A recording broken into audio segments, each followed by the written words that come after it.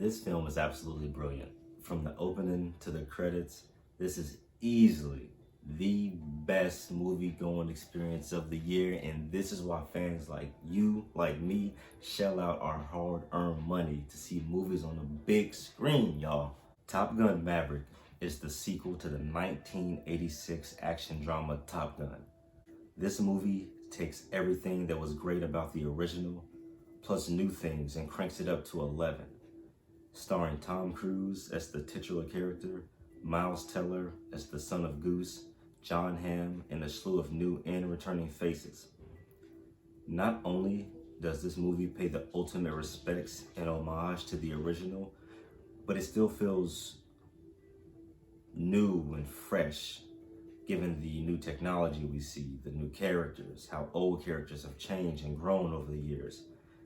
Especially considering it's been 30 years since the events of the original.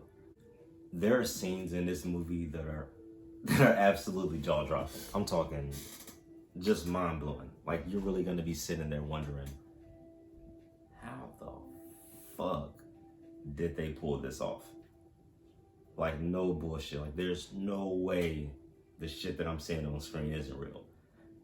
If you were to tell me that Tom Cruise and all his other co-stars and all the actors in the movie actually flew those jets, actually performed all of those maneuvers, actually were in the military, I will believe you. It's that good.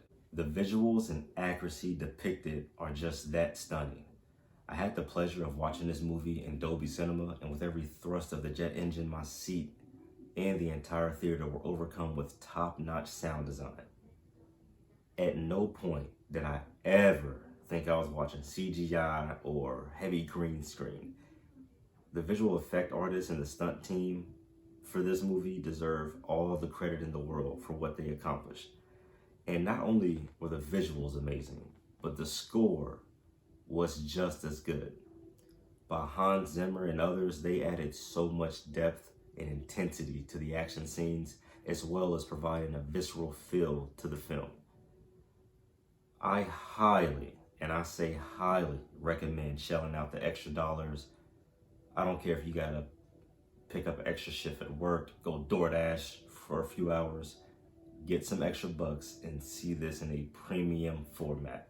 Now, typically when it comes to sequels/remakes, the studios fail seemingly all the time at compounding on what made the original so great and loved by fans in the first place.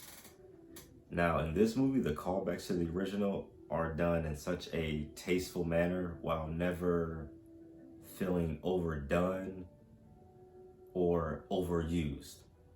Like what is the name of that song? Like the quote-unquote theme song of the original, Danger Zone, Danger Zone. So that's played, but it's not overly played. From my understanding, I believe it's only played a couple of times. Another callback is that the opening scene of the first Top Gun is created almost beat for beat in this one. And it definitely had me hyped and ready to watch the movie and see what I was in store for.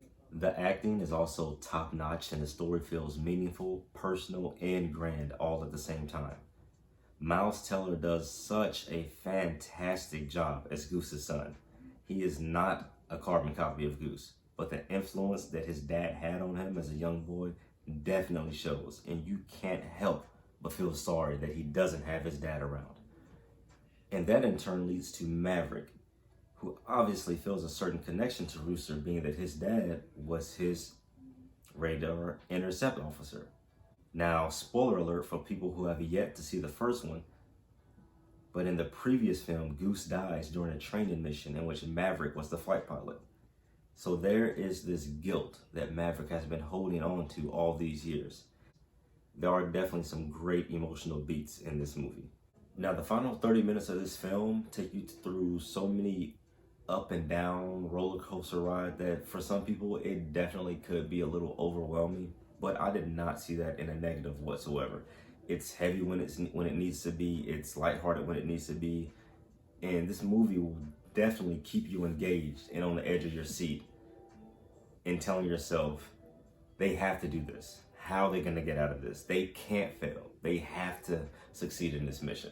The set pieces are phenomenal. The jokes land. The chemistry between the cast shows. And I really felt they wanted to make the best movie-going experience they could make.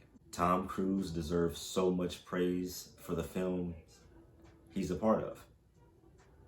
Never do you feel cheated in knowing that he commits his body to the stunts and time and learning all the skills necessary to make his films as authentic as possible.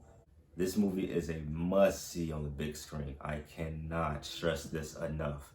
Do not wait for streaming. Go out, take the kids, take your spouse, or take yourself.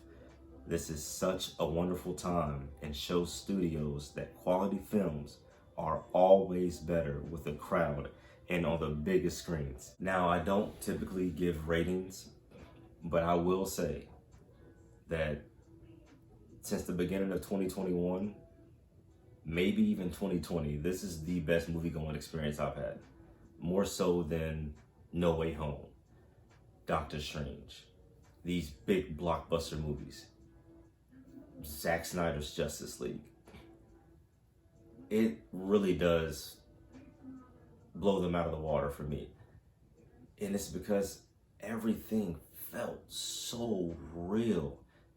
It had stakes, it had emotion, and it felt like something that actually happened.